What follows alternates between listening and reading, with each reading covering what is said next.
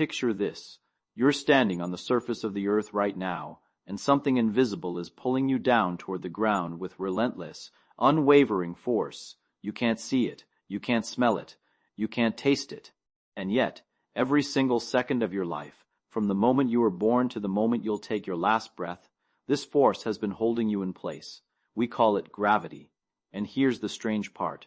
Almost everything you think you know about it is wrong. Most people imagine gravity as some kind of invisible rope, or maybe a magnetic field, reaching out from the earth and yanking you downward. That's the picture we get in school.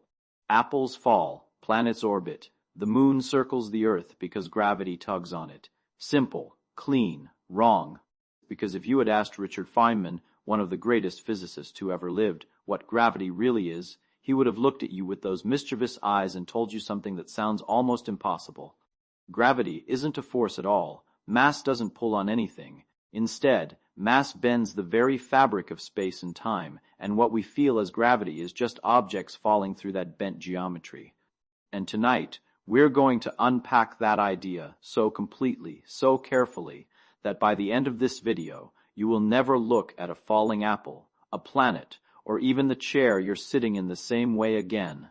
Let's begin with a question that bothered humanity for thousands of years.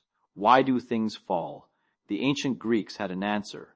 Aristotle believed that objects fell because they wanted to return to their natural place. Heavy things belonged on the ground, so they moved toward it. Light things, like smoke and fire, belonged in the heavens, so they rose. It was a poetic idea, but it was completely wrong.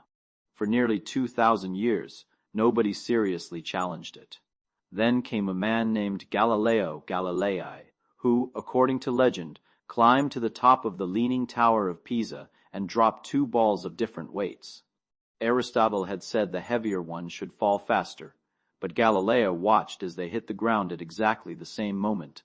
That single observation cracked open a door that physics has been walking through ever since.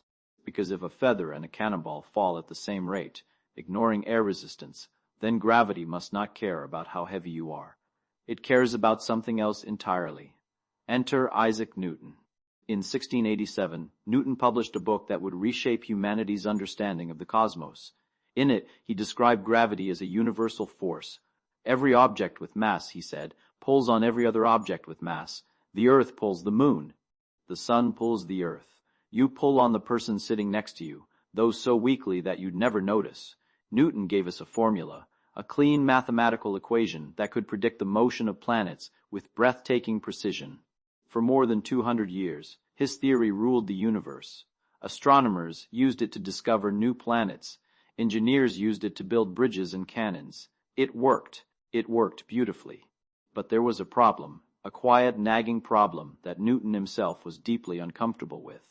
His theory described what gravity did, but it never explained how. How does the sun, sitting 93 million miles away, reach across the vacuum of empty space and tug on the earth? What is the mechanism?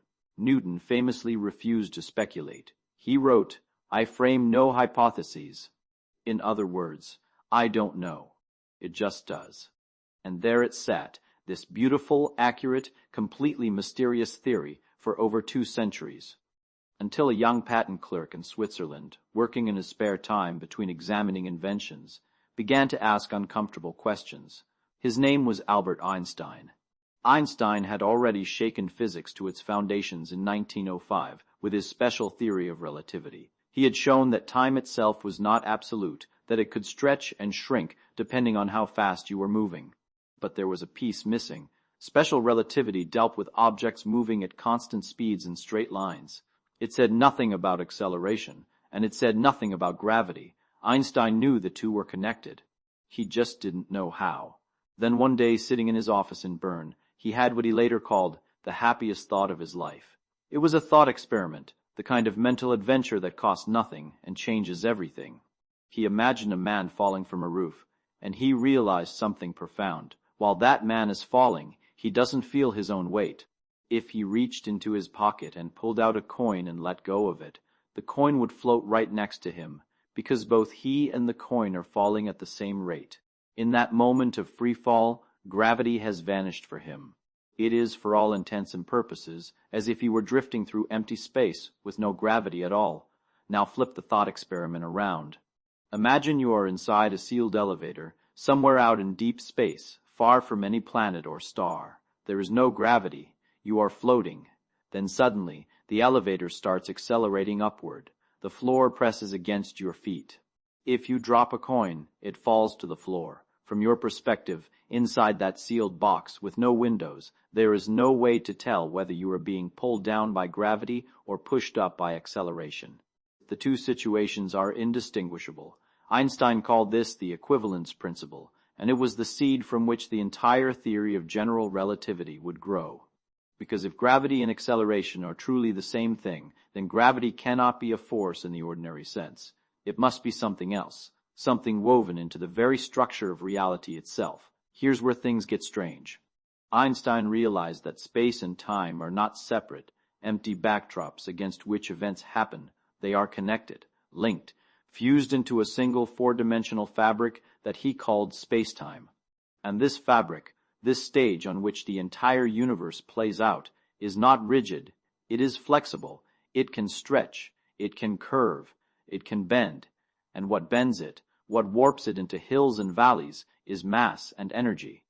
To picture this, imagine a large, taut rubber sheet stretched out flat.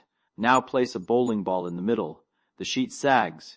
It curves downward around the ball, forming a kind of well. Now take a small marble and roll it across the sheet.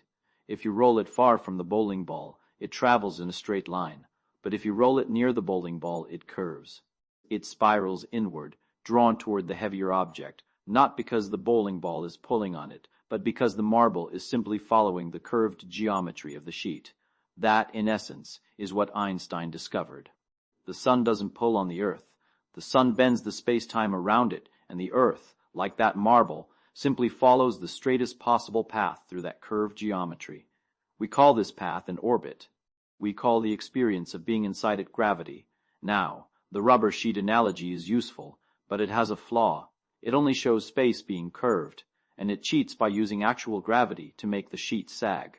The real story is even stranger, because it isn't just space that bends. Time bends too. And this is where Feynman's perspective becomes so powerful. Feynman had a gift for cutting through the math and showing you the essence of an idea. He would say something like this. Imagine you throw a baseball into the air. It goes up, curves over, and comes back down. Now, why does it follow that particular curved path?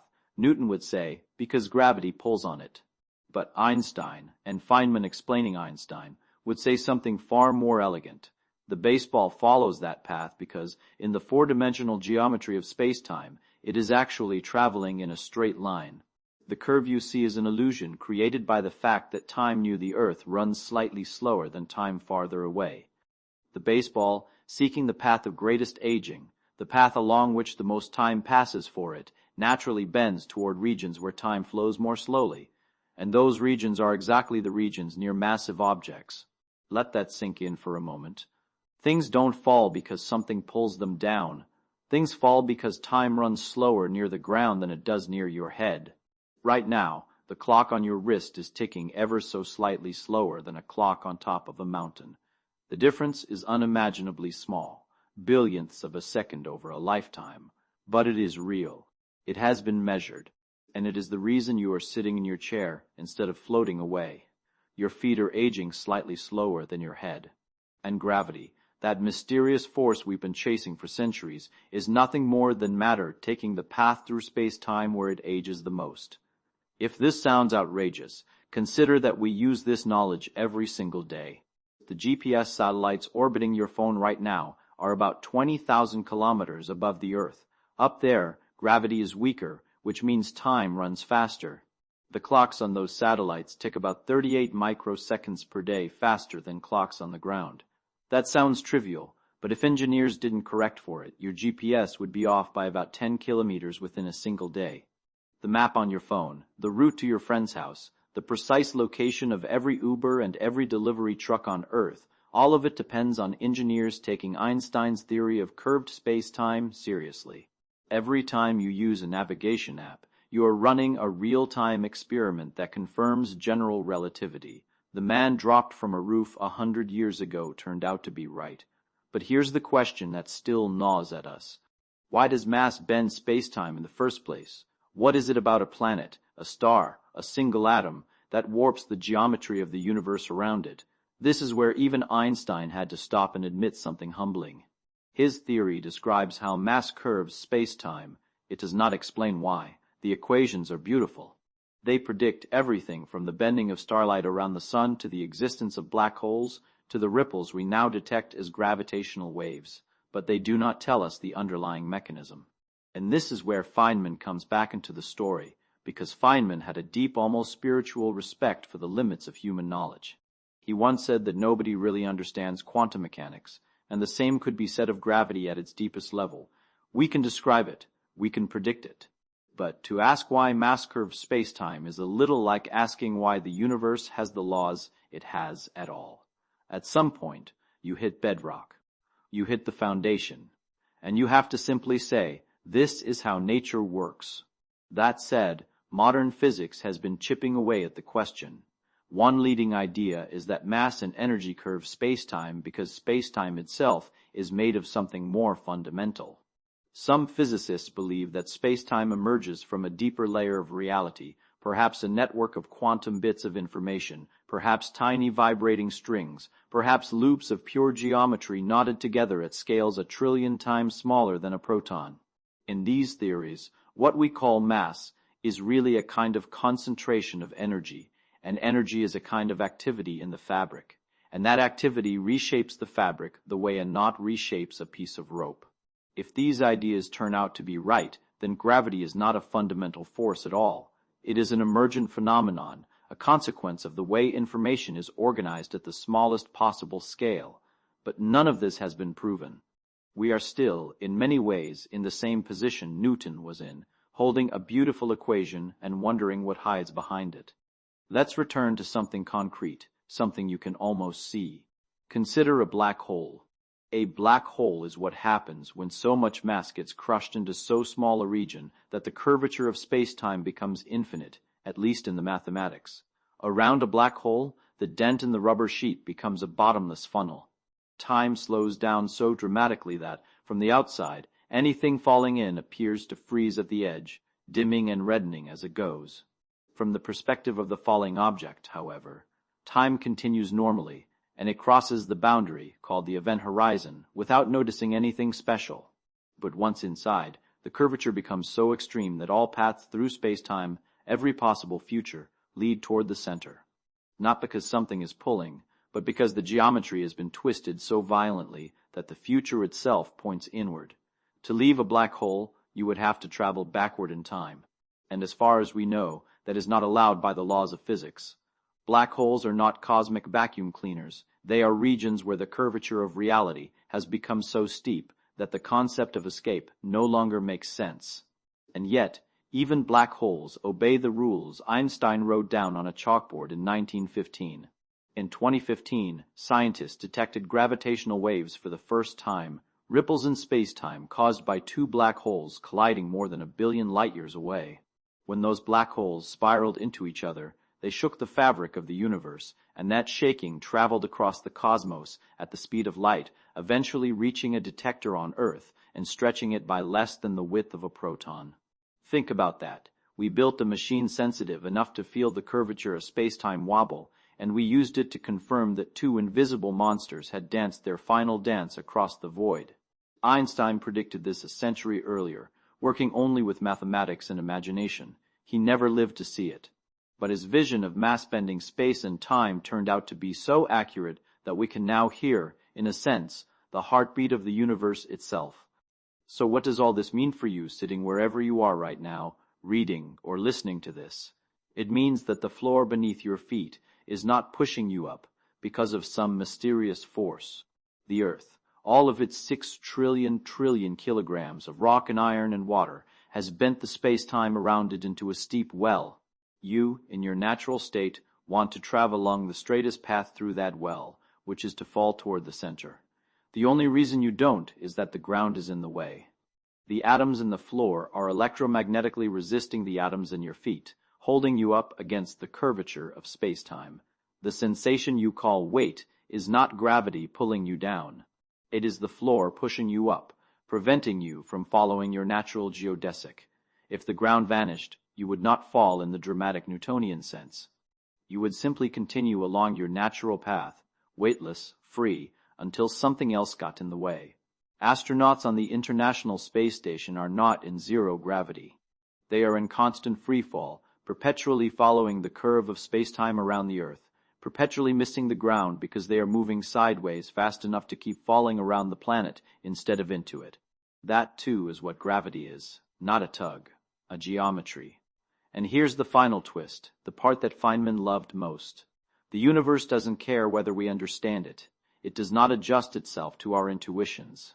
For most of human history, we believed the Earth was the center of everything, and the sky was a dome painted with stars. Then we believed in invisible forces reaching across empty space. Now we believe in a four-dimensional fabric that bends and ripples and contains within it the entire stage of cosmic history. And tomorrow perhaps some young thinker, working in some unglamorous office somewhere, will have another happy thought, and the whole picture will shift again. Because the deepest lesson of general relativity is not really about gravity. It is about humility. It is about the fact that what feels obvious, what feels intuitive, what feels like common sense, can be a thin and trembling layer over something far stranger underneath. The ground is not solid in the way you think. Time is not steady. Space is not flat. And gravity, the most familiar experience of your entire existence, the thing that holds you in your chair and keeps the moon in the sky and the galaxies wheeling in their slow, majestic dance, is not a force at all. It is the shape of reality itself. Feynman once said that the great pleasure of being a physicist is the privilege of being confused at a much higher level than other people, and maybe that's the right note to end on, because the more you learn about gravity, the more wondrous and inexplicable it becomes. You started this video thinking you knew what gravity was. Now you know that mass tells spacetime how to curve, and curved spacetime tells matter how to move. You know that time slows down near heavy objects, that GPS satellites correct for relativity every microsecond, that black holes are not holes but extreme geometries, that gravitational waves wash through your body all the time, gently stretching and squeezing every atom in you by amounts too small to ever feel. You know that the apple did not fall because Earth pulled it. The apple fell because space-time, sculpted by the Earth's enormous mass, gently guided it home. And the next time you drop something, anything, a pen, a coin, a phone, take a second to watch it fall. Because what you're really watching is not an object obeying a force. You are watching an object follow the straightest possible line through a universe that has been quietly, invisibly, magnificently bent by everything around it, including you. Yes, you. Your body, your mass, however modest, is bending space-time right now. The chair beneath you is responding. The Earth is responding. In a tiny, tiny way, the entire cosmos is responding to your presence. You are not just an observer of gravity. You are a participant in the geometry of the universe. And that, more than any equation, is the insight that Feynman wanted you to walk away with. Not the answer, the wonder.